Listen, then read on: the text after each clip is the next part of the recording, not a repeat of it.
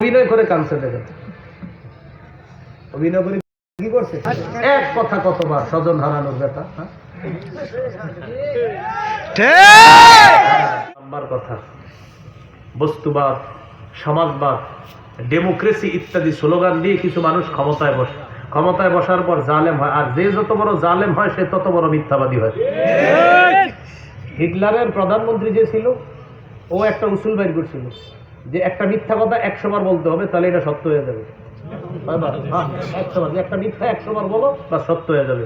তো ও কি করতো, আপনার ওই ইহুদিগুলারে মারতো আর খালি মিথ্যা কথা বলতো যে এই কারণে এই কারণে, আরে না বা এই কারণে, আরে না এই কারণে, 100 বার বলো সত্য হয়ে যাবে। ঠিক বর্তমান পশ্চিমারাই কাজটা করতেছে।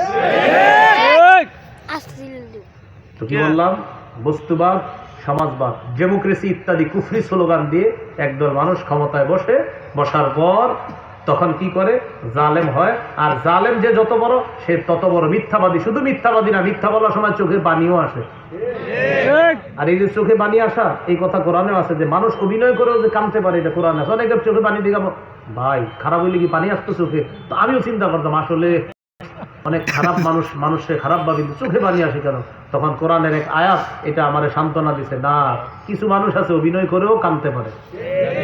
যেমন ইউসুফ নবীকে কূপের মধ্যে ফেলে দিছে ভাইয়ারা, ফেলে দেওয়ার পর এবার প্ল্যান করলো আব্বার কাছে কেমনে যাবো, কাঁদতে কাঁদতে যেতে, কারণ না কান্না করলে তো আব্বা বলবে তোরা ভাই হারায়া দি ভালোই আছিস। কোরআনে আল্লাহ বলছে ওয়াজাউ আবাহুম ইশাআইয়াবকুন,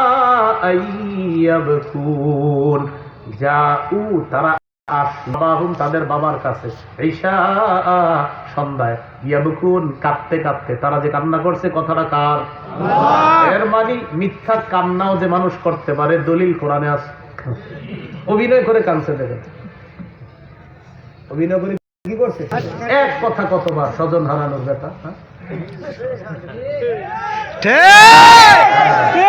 শোনেন, মানে কিছু একটা কথা মনে করেন আমি বললাম আর কি, আহারে আমি এটা কইলে একবার শুরু হয়ে গেল ঘটনা। তো 10 নাম্বার কি চলতেছে, যে যত বড় জালেম সে তত বড় মিথ্যাবাদী। এবং সে মনে করে কি যে আমারে আটকানোর কেউ নাই। কি মনে করে, আমাকে আটকানোর কেউ নাই। কিন্তু আল্লাহ তাআলা এক কথায় সব খালাস করে দিবে। কয় কথায়? এক কথায় সব শেষ করে দিবে।